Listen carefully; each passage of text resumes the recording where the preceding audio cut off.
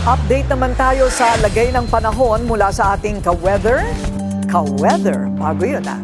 Benison Estareja ng Pag-asa. Benison? Corina, unti-unti nang nababawasan ang lamig sa bansa dahil sa patuloy na paghina ng northeast monsoon o hanging amihan.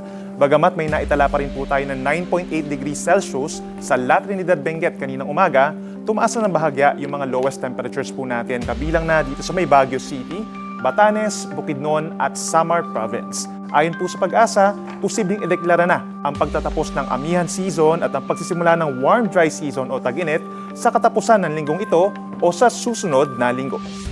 Sa rainfall forecast po ng DOST Pag-asa bukas, March 18, araw ng Miyerkules sa Luzon. Meron pong may hinang pag-ulan pa rin sa ilang bahagi ng Cordillera Administrative Region, gayon din po sa may Cagayan Valley at Aurora, sa mga kabundukan, mga light to moderate rains po yan.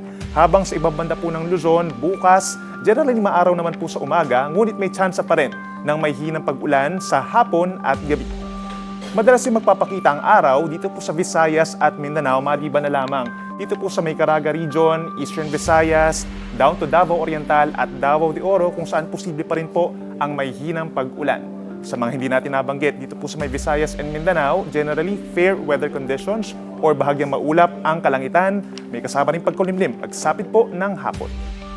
Mula Huwebes po hanggang Sabado, tataas pa ang temperatura sa bansa dahil sa easterlies o yung mainit na hangin galing po sa may dagat Pasipiko. So sa Metro Manila, posible po umakyat pa sa 31 degrees ang actual temperature sa tanghali. Metro Cebu hanggang 32 degrees Celsius at sa Metro Davao hanggang 33 degrees pagsapit po ng Friday at Saturday ng tanghali. And in terms of heat index naman, posibleng nasa 2 to 6 degrees Celsius na mas mainit ang maramdaman ng ating katawan. Kaya ugaliin po na pag-inom ng tubig. At yan muna ang napapanahong balita ngayong Martes. Ako inyong ka-weather, Benison Estareja, para sa Billionaire News Channel.